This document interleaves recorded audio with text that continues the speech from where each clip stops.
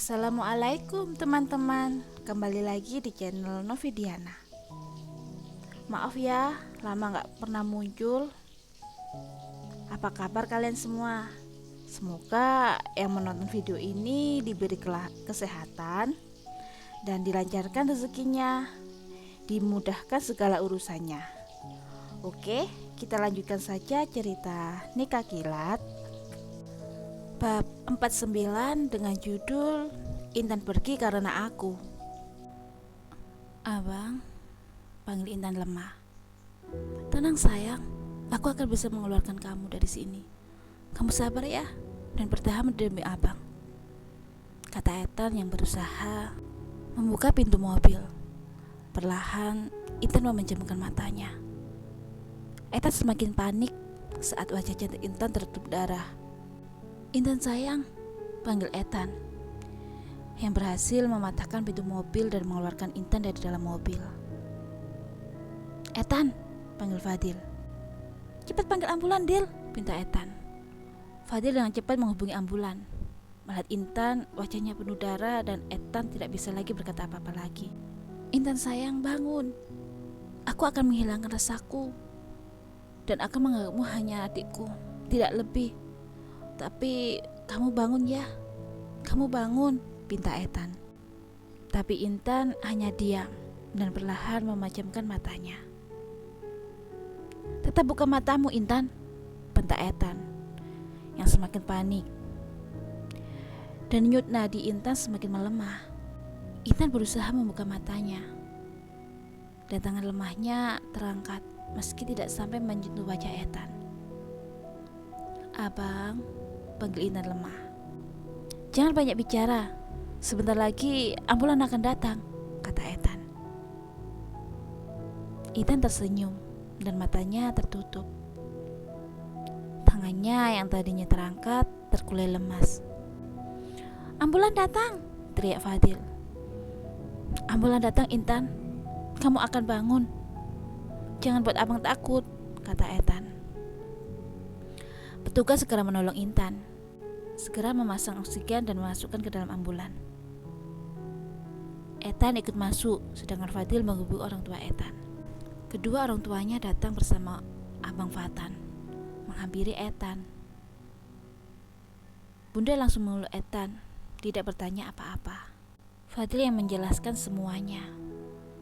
Bunda langsung kaget mendengar cerita dari Fadil dan melepas pelukannya untuk menyentuh Fadil. Ayah mendekatinya dan menarik bahu Ethan supaya tegap dan menghadapnya. Ayah, panggil Ethan lirih. Air mata yang mengalir tanpa Ethan menghapusnya. Ia lemas sekarang, serasa hatinya mati melihat Intan berdarah-darah. Ayah, panggilnya. Tapi ayahnya tetap diam dan memandang Ethan. Tanpa disangkanya, ayah memeluk Ethan. Ayah yang seminggu ini mendiamkannya, yang selalu menatapnya dingin, kini memeluknya. Ayah, Intan. Intan, ayah. Ethan tidak bisa mengucapkannya lagi. Ayah memeluknya erat. Semua sudah ada yang mengatur, kata ayah. Ethan tahu ayahnya menahan kesedihannya. Intan anak kesayangan keluarga, karena dia anak perempuan satu-satunya. Semua gara-gara aku, ayah. Aku yang membunuhnya, katanya. Tidak, nak, ini kecelakaan, bukan salahmu, katanya. Ethan lihat bunda keluar dari kamar jenazah. Ya, Intan meninggal saat perjalanan ke rumah sakit. Intan meninggal dengan tragis. Ethan diam dan menatap bundanya. Semua karena aku. Karena rasa cinta yang salah berlabuh pada hati yang tak semestinya. Aku menyesal. Karena rasa itu, rasa yang telah membunuhnya, batin Ethan. Ethan mengingat saat kepala Intan penuh darah, matanya tertutup rapat. Di situ Ethan menangis. Semua keluarga datang untuk berbela sungkawa. Ethan hanya duduk di kamar Intan. Kamar yang dulu selalu ada tawanya. Harum baunya bahkan masih tercium oleh Ethan. Ethan duduk di atas ranjangnya, memeluk boneka yang pernah Ethan beli dulu saat dia mendapat juara pertama lomba renangnya. Pintu kamar Intan terbuka. Ethan melihat bundanya dengan wajah sedihnya. "Ayo, jenazahnya sudah akan berangkat," kata bunda. "Bunda," panggil Ethan. "Sudah, semua sudah takdir dan jalannya. Semua akan baik-baik saja. Antarkan adikmu di beristirahatnya yang terakhir ya. Antarkan dengan hati yang ikhlas," kata bunda. Ethan tahu bundanya sangat terpukul dengan kejadian ini. Tapi bundanya berusaha kuat dan tabah. "Ayo, kasihan adikmu menunggu lama," kata bunda. Ethan melihat jenazah Intan yang terbujur kaku di tengah-tengah ruang tamu, dikelilingi orang yang sangat menyayanginya. Ethan memandang wajah damai adiknya. Sekali lagi air matanya turun. Ethan semakin merasa bersalah. Adiknya sudah tidur dengan tenang. Andai semua rasa ini tak pernah ada, mungkin Intan masih di sini, tertawa dengannya, dengan semua keluarga yang sangat menyayanginya.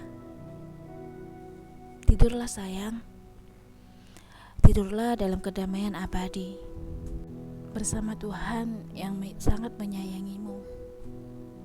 Fatan mendekati Ethan, lalu memeluknya. "Ayo, antarkan dia di rumah abadinya," kata Fatan. Ethan mengangkat keranda mayatnya. Ethan berada di depan, ayah di sampingnya, dan Fatan berada di belakang bersama Fadil. Sampai di pemakaman, Ethan turun ke liang lahat untuk menyambut jenazah adik tercintanya. Setelah semua selesai, Ethan menunduk untuk mengazaninya. Sekali lagi Ethan menangis, tapi ia harus bisa menahannya karena ia tidak mau adiknya tersiksa dengan air matanya. Setelah pemakaman selesai, semua undur diri untuk pulang. Tinggal Ethan di sini di samping pusaran Intan. Tempat tidur panjangnya dengan damai. "Maafkan aku yang menyebabkan ini. Aku egois. Aku abang yang buruk, Intan. Tidak seharusnya rasa cinta ini ada di antara kita. Tapi itulah cinta. Tidak akan pernah tahu akan berlabuh di mana. Intan, maafkan aku." Ethan terngiang tawa Intan dan usilan Intan. "Maafkan aku bukan apa yang baik." Fadil yang menunggu Ethan dari kejauhan mendekatinya.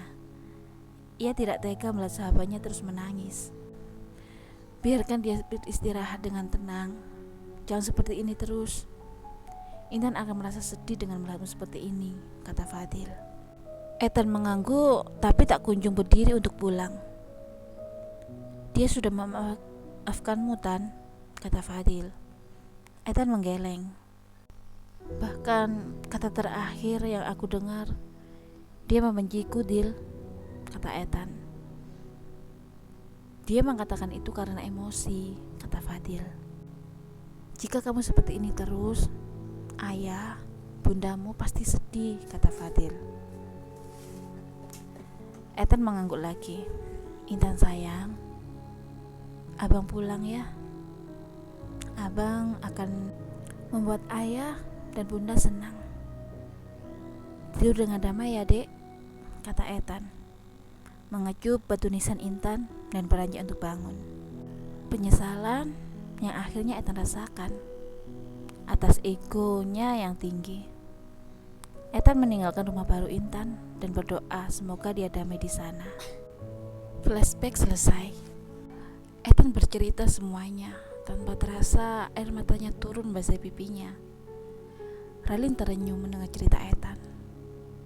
"Aku beruntung masih mempunyai keluarga yang selalu mendukungku, tidak memojokkanku, katanya dengan sedih.